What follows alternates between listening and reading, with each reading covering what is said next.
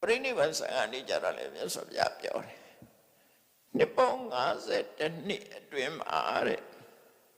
ဘာသာတရားတွေနဲ့ပတ်သက်ပြီးတော့တဲ့ဝိပဿနာလမ်းကြောင်းကိုတစိမ့်တသေးသားလေးတောင်ဟောပြောနိုင်တဲ့ပုဂ္ဂိုလ်ဟာ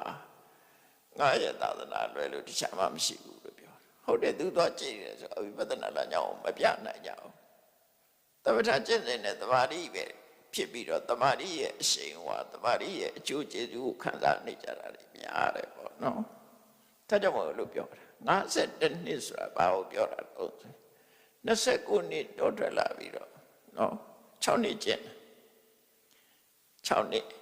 ဖျားဖြစ်တဲ့အခါကျတော့35နှစ်မှဖျားပြီးပြီးတော့45ရဲ့ဟိုဘက်က6ရဲ့အဲ့ဒါပေါင်းပြီးတော့52နှစ်လို့ပြောတာလူဘဝကိုထည့်ပြောတာမဟုတ်ဘူးတရားရှာတဲ့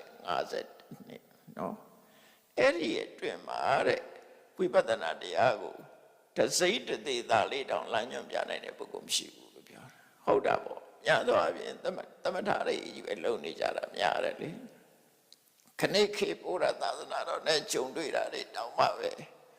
မဟာစီဆရာကြီးမရှိပုံကတော့ခုခေကမ္မထန်နေတဲ့သမာဓိတော့ဖြစ်ပါရဲ့အသိဉာဏ်ဖြစ်တာနည်းတယ်လို့ဆရာတော်ကြီးပြောပါတယ်သူမတိုင်ခင်ကတရားနိစနစ်တရားလည်းပဲသမာဓိတော့ဖြစ်ကြတယ်ဝိပဿနာပညာမဖြစ်ဘူးလို့ပြောဘူးတဲ့အဲ့ဒါဘုံဘုံကိုယ်တိုင်ကိုပြောသွားတာကြားလိုက်ရတယ်ပေါ့နော်ကမ္မထန်စာအုပ်ကြီးတအုပ်ကိုဖတ်ပြီးတော့ဆရာတော်ကြီးအဲ့လိုပြောတယ်နော်အဲ့ကမ္မထန်စာအုပ်တွေမှာပါရေးထားတော့ဆိုတော့သူကဘုန်းကြီးတို့ကျောင်းကြီးနီးတော့ရွှေသေးရိပ်သာမှာဆရာတော်ကြီးကြွလာတဲ့အချိန်သွားပြီးတော့ကြော့တဲ့အခါမှာအဲ့ကမ္မထန်စာအုပ်ကြီးဖတ်ဘုန်းကြီးတို့သွားကြော့တော့စာအုပ်ကြီးကိုချပြီးတော့စာအုပ်ထဲအကြောင်းအရာတစ်ခုပြောတယ်ခေါင်းပိုင်းကိုရှုလိုက်တဲ့အခါမှာတဲ့ခေါင်းကြီးကအစိမ့်အမွှားအမုံအမွှားတွေဖြစ်သွားတယ်လို့အဲ့စာအုပ်ထဲမှာရေးထားတယ်နော်တတဲ့ပျောက်သွားပြီးတော့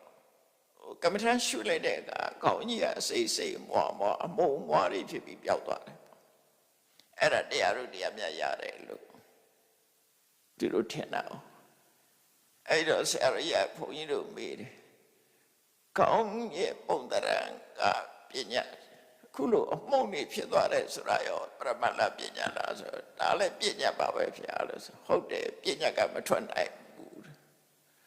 အလုံးခဲကြီးကနေပြီးအမှုန့်ဖြစ်သွားတာလေပညာပဲလေအမှုန့်ပညာပေါ့အဲ့ဒီနယ်တွေကမထွက်တာ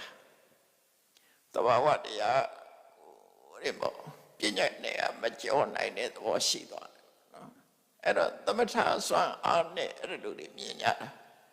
တချို့ကြတော့တရားထုတ်ရင်သဘာဝရလာတဲ့အခါကျတော့ကိုပျောက်သွားတာလည်းရှိတယ်ဥပမာပဲထိုင်နေတဲ့ကလက်နှစ်ဖက်ပျောက်သွားတာကြုံမှုတယ်နော်ခေါင်းပျောက်သွားတာမြင်မှုတယ်တချို့ကြတော့ကြောက်သွားတဲ့အဲ့ဒါမှာ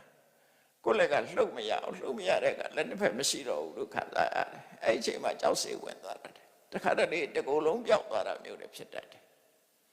နော်အဲ့ဒါမျိုးကသမာဓိစွာအားကြောင့်ဖြစ်တာတရားတို့ရတာမဟုတ်သေးဘူးနော်သမာဓိရှိန်ကြောင့်ဖြစ်တာဟိုတိရိလင်္ကာနိုင်ငံတက္ကမကြီးတယောက်ဆိုလို့ရှိရင်သူကထိုင်လိုက်တဲ့အခါကျတော့ဘာမှကိုမသိတော့ရှုနေတဲ့ထွက်လေဝင်လေမှတ်ရင်ကထွက်လေဝင်လေလည်းပျောက်လူလည်းပျောက်ဘာဆိုဘာမှမရှိဘူးအေးနေတာလေးပဲကြံနေတာသူစိတ်ကဘာဆိုဘာမှမရှိဘူးအဲ့ဒါနာမရူပနိရောဓနာယုတ်ချုပ်သွားတာလားလို့မေးဘူးတယ်